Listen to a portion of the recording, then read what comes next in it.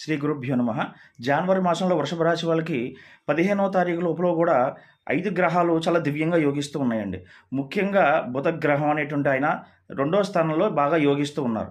రెండో స్థానంలో సంచారం చేయడం వల్ల మీకు అన్ని విధాలుగాను డబ్బు చేతికి అందుతుంది. అన్ని రకాలుగాను అన్ని ఆస్పెక్ట్స్‌లోనూ కూడా పలానా దాంట్లో మాకు డబ్బు రాలేదు అనుకునే విషయాన్ని ఇది కూడా ఉండదండి. అన్ని రకాలుగాన బ్రహ్మాండంగా మీకు డబ్బు చేతికి అందుతుంది.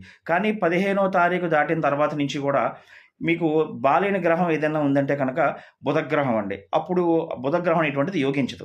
కాబట్టి ప్రతి బుధవారం కూడా సాధ్యమైనంత వరకు వెంకటేశ్వర స్వామిని గానీ, లేకపోతే గణపతి ఆరాధన గానీ చేస్తూ ఉండండి. ఇలా చేయడం వల్ల అన్ని రకాలుగాను బావుంటుంది. ఇబ్బందికరం కూడా ఉండదండి. ముఖ్యంగా ఇక్కడ కావాల్సింది ఏంటయ్యా అంటే 15వ తారీఖు లోపల మీకు అష్టమ రవి, అష్టమ కుజుడు అనేటువంటి ప్రభావం ఉందండి. ఇది 15వ తారీఖు దాటిన తర్వాత నుంచి కూడా ఈ యొక్క ప్రభావం పోతుంది.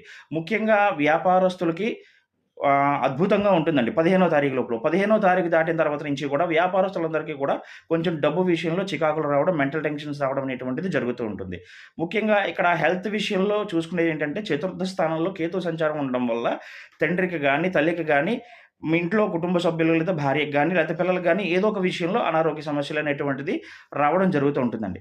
కాకపోతే ఇవన్నీ జాతకంలో కొన్ని గ్రహాలు మీకు పర్సనల్ జాతకంలో గ్రహాలు బాగున్నాయా లేదా అనేటువంటిది చూసుకొని ఈ గోచారానికి, జాతకానికి సంబంధం అయ్యేలా గ్రహ దోషాలు ఏమన్నా ఉంటే కనుక ఈ యొక్క గ్రహానికి సంబంధించి ముఖ్యంగా బుధుడికి సంబంధించి గణపతి హోమం గానీ, లేకపోతే గణపతి ఆరాధన గానీ, గణపతి అభిషేకం గానీ, గరిక పూజ గానీ చేయించుకోవడం వల్ల అన్ని విధాలుగాను శుభదాయకంగా ఉంటుంది.